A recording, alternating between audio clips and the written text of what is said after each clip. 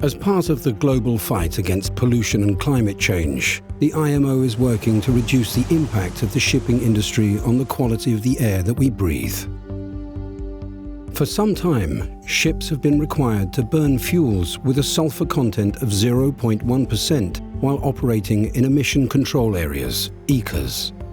From the 1st of January 2020, the IMO has introduced a new global limit of 0.5% sulfur in fuel unless an exhaust gas cleaning system is fitted.